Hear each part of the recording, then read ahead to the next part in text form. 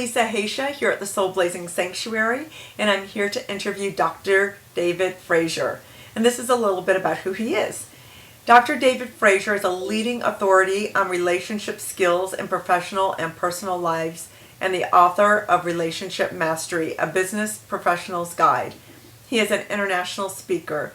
David works with organizations with individuals, focusing on the potential to leverage results everywhere in their lives.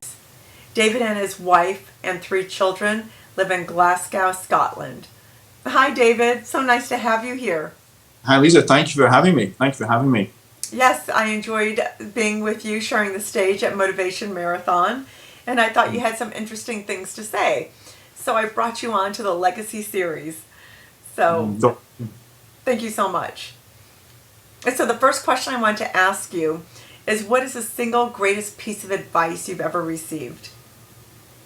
Well, I think it was really a long time ago when I was a teenager, and it was about how to get people working together, how to get people working in a team or following my lead even. And it was how being pointed out to me that you needed to get every person involved to be involved and to stay involved. And that was really about making sure that they understood what they were doing and why and so on. And I was taught just how important that is, to be focused on other people. And that stayed with me ever since. And I think that's probably the one thing that's most informed my life and the work that I've done in my life. And people remark on the fact that I do that, and I'm struck by that at times because I think it's what everybody does, but perhaps it doesn't. Maybe it's more of a learned skill than I realised. Yes. And what made you feel that way? Well, I think I enjoy getting people working together to achieve something bigger than they can achieve on their own. What got you inspired to do that, though? I think it's to achieve bigger things than we can achieve ourselves. It's very important to do everything we can ourselves and to achieve all that we're capable of personally. But some things in life, in the world, and so on need everybody to work together and to have a bigger outcome. If we're going to deal with the bigger challenges or achieve the bigger successes, then we need a team effort. So I get a great kick out of that. I think there's a buzz to be had in people working together well and performing together well. Yeah, it's absolutely wonderful, and it should start really early on. But did you have a role model or mentor that taught you that? Well, I think so, yeah. I mean, there were various role models in different forms, but funnily enough, some of them were people who had quite different walks of life, actually. I mean, I had a fairly safe and secure kind of upbringing and without any great issues, and some of the people that I learnt with had come from much less privileged, in a way, backgrounds, but their ability to get people working together and to tackle difficult things was really very impressive and inspiring. And the very difference of them, in a way, was an inspirational thing, that they achieved so much given where they started, if you like. Yes. So what is your biggest setback or hurdle that you've had and that you had to overcome? I think one of the things that I found quite difficult to overcome or not be limited by, is my professional background. I'm an engineer, and that contributes a great way of thinking about things, in a structured way and a methodical way of solving problems, but that can also be limiting as well in a way. And to do what I'm doing now, I've needed to somehow step outside of that to become, in a way, not be limited by that particular mindset. In other words, to learn to realise that it's no longer about fitting in, but it's now about standing out, and being known for doing, in my life anyway, it's about standing out, being known for doing something different, for taking a lead, for showing other people a way that works well. And to do that successfully, I need to let go of that self-identity as a professional engineer or a professional manager or whatever, and see myself as something that includes that possibly, but is broader and wider and hopefully more powerful than that as well. Yes. Can you share a little bit about what you do exactly? Well, I became very interested in the skills that people use to relate to each other at a sort of insightful kind of level, at a practical psychology level. I was interested in what are the how-tos that we can have that will just make it easier to relate to other people. And that's whether that's at work or at home or with friends, with family, really all situations, because at the end of the day, it's all the same thing. It's all about dealing with people, a person in front of us. And we can be a bit more systematic and insightful about that. And I got interested in that subject and decided to write a book about it. And because I just found it made a great difference in my life, and I'd seen it make a great difference to other people. And I felt we're just not making the use we could be of these things. And I wanted to do my bit to make that more available. I just felt the resources were not as readily accessible to people as, frankly, they need to be. So that's been my main piece of work for the last 5 or 6 years. But I've recently broadened out to helping people just be all they can be in a general sense, and to sort of take responsibility for their own outcomes and recognise that what happens in their lives is, at least to some extent, something that they can really take control of and work on.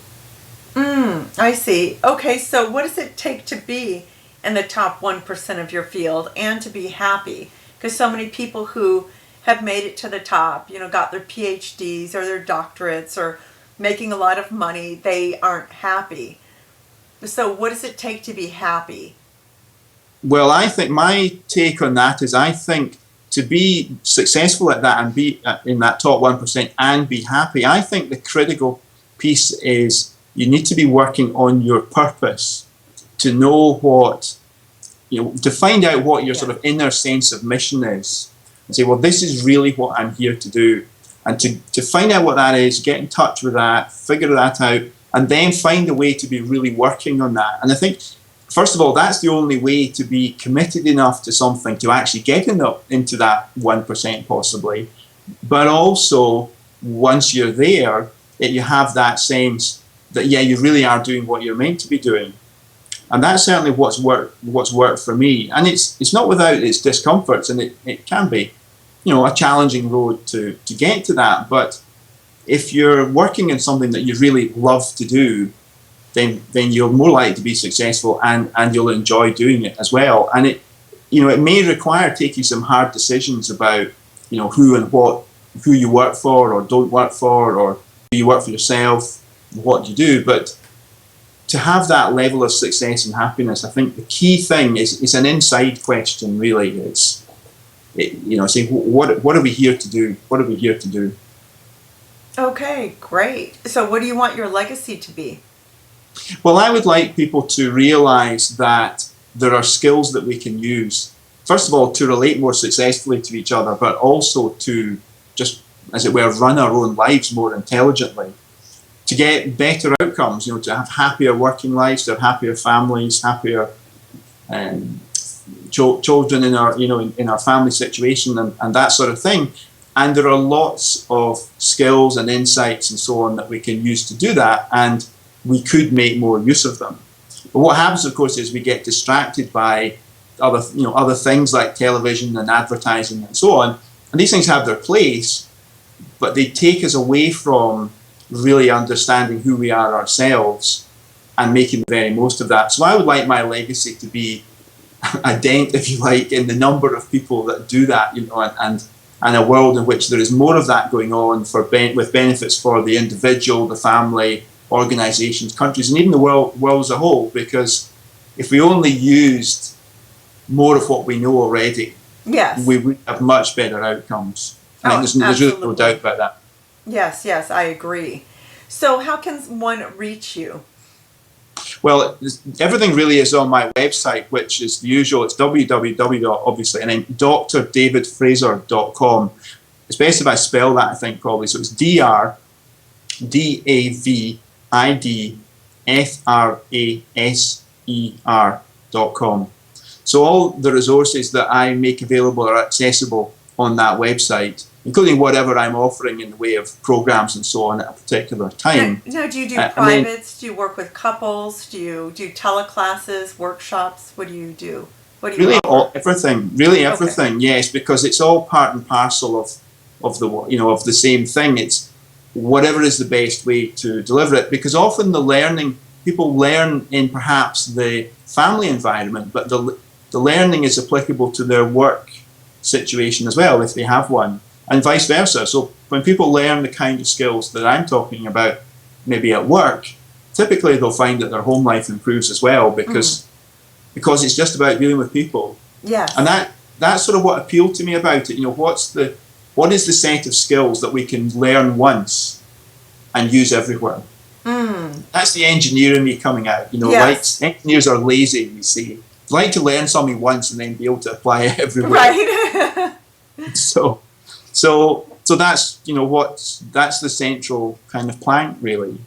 And to work on things at the level where you solve it once and for all, rather than go round and round in circles with somewhat superficial, perhaps, you know, input, and never really solve the problem.